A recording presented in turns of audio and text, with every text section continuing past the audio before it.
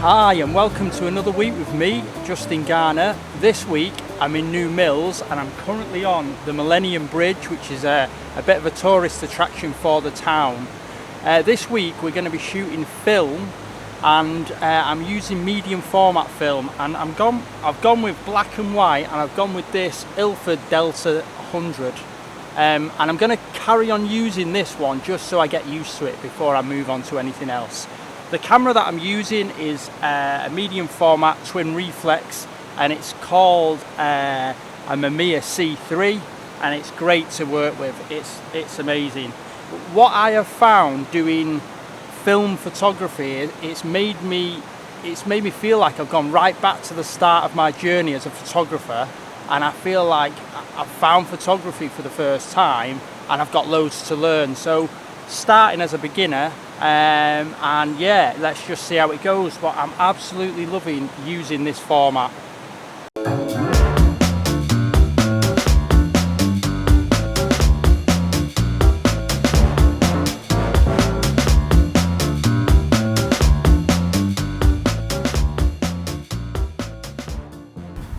So this is my next location, which is the canal, and I thought I'd make a good composition looking that way because we have got the Swizzles factory, which is just behind. On certain days it makes the town smell of sweets, which is very nice.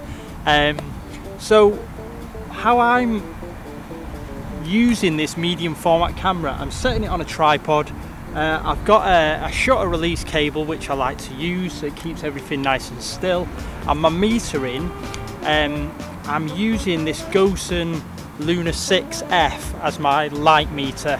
Now I did a video last week on light metering and I got a few things wrong.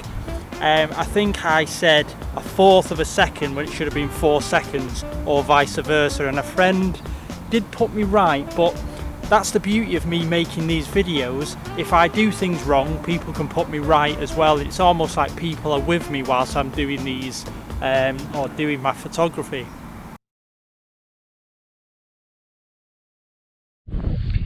So I'm here at the mast, and this is what I'm currently looking at. It's very windy, so I'm sorry about the noise. I am just waiting for one of them clouds to move over so I can capture this shot. So sorry about the windy conditions, but what I wanted to say was some problems that I've found. One being, when you're using this cable release, if you have the cable release pressed down and you don't press this button inside, when you go to wind the film on it doesn't stop.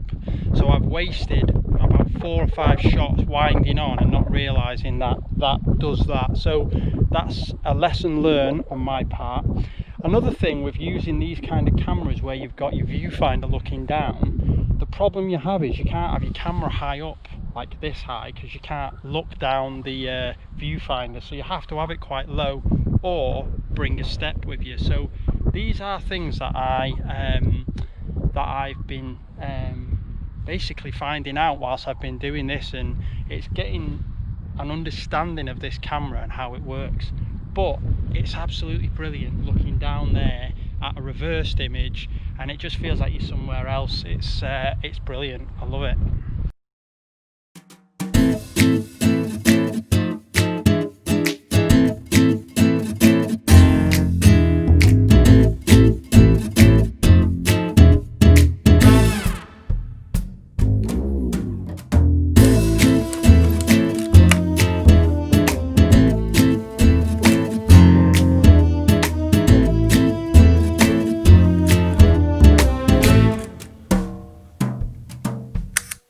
So I just want to chat about some of the features that I like about this lens.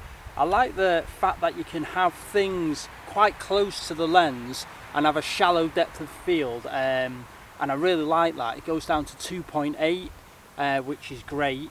The other thing that I really like is here you have a magnifying glass, so you can really tune into things being sharp on the frame. The other big plus is it's a square format, so it's great to see things in a square, and that's what you've got to work with as well, and that appeals to me, the square look. And I'm gonna go for the mono look as well, so I'm only going to be shooting in black and white. And 2 reasons: it's quite arty, and the other reason is I'm able to develop the film as well. And I think, from my understanding, developing black and white film's a lot easier than colour.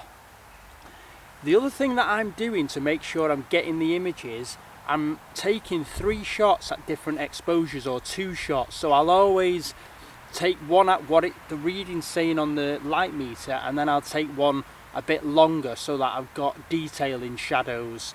So yeah, just playing around, and next week when I develop my film, we'll see if I've got any images. So anything that I've metered right for and done the lighting or the settings right. So tune in next week and look out for this video where I'm going to develop my own film for the very first time.